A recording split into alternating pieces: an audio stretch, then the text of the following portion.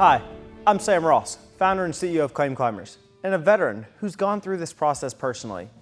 In this episode, we're going to go over one of the most important steps in your VA claim: gathering evidence.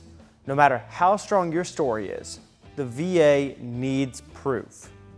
That proof comes in many forms, and knowing how to collect it and organize it can be the difference between a denial and a full-on approval. Now, let's walk through each type of evidence you may need for this VA disability process. First, it's going to be your service treatment records, or STRs. These are your medical records from the time you were in the military.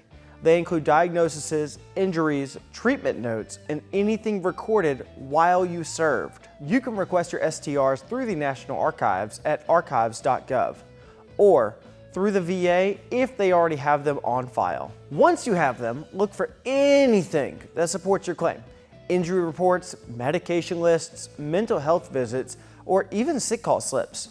If your records are incomplete or missing, do not panic.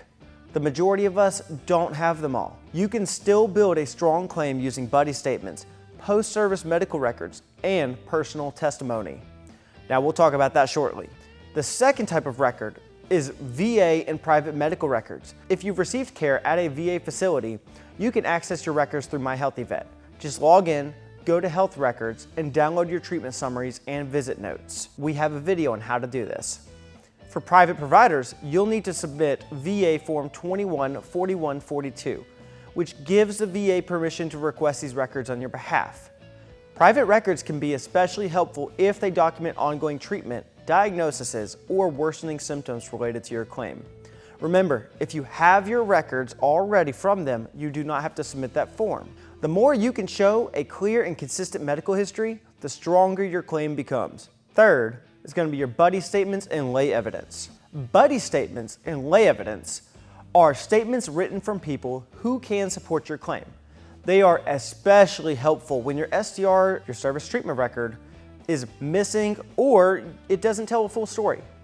A good buddy statement answers 5 key questions: who saw it happen, what happened, where and when did it happen, and most importantly, why they believe it still affects you today. Statements can come from fellow service members, spouses, friends, or family. As long as the person is credible and has firsthand knowledge, their voice matters. Lay evidence is a powerful tool. It puts a human face on your file and fills in the gap official records often miss. Fourth is going to be your Nexus Letters and independent medical opinions. A Nexus Letter is a written medical opinion that connects your current condition to your military service. It's one of the most important pieces of evidence in your entire file. The best Nexus Letters come from qualified independent medical providers who understand VA claims and can speak VA. They should say the connection is at least as likely as not, explain the medical reasoning behind that opinion, and any reference they can find that is at minimum peer-reviewed, that has supporting research or records for you. The VA might try to push back with objections like speculative or not supported. That's why the letter must be detailed, direct, and based on sound medical judgment. This is exactly what we specialize in at Claim Climbers, making sure every single Nexus Letter checks all the boxes. Now, finally, the fun part: the Compensation and Pension Exam, or CMP, the one nobody likes.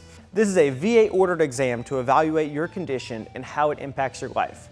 It's one of the most critical parts for your claim. Now, there's a few ways to prepare. Here's how. Bring a copy of your personal records, any private diagnoses, and your symptom notes. Be honest and specific. Describe how your symptoms affect your daily life, not just on the good days. And do not downplay your pain or over-explain. Tell the truth plainly. After the exam, if you feel the report was inaccurate or biased, you can challenge it. You can submit a written rebuttal request, a second opinion, or even use a private medical opinion to push back. The CMP exam is not the final word, but how you handle it matters.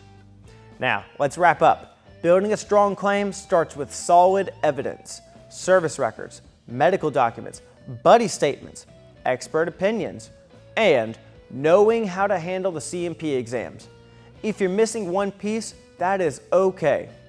But the more complete your file is, the better the chances. In the next episode, we'll walk through the actual claim timeline, what to expect after filing, and how to track your claim step by step. Thanks for watching, and remember, as always, thank you for your service.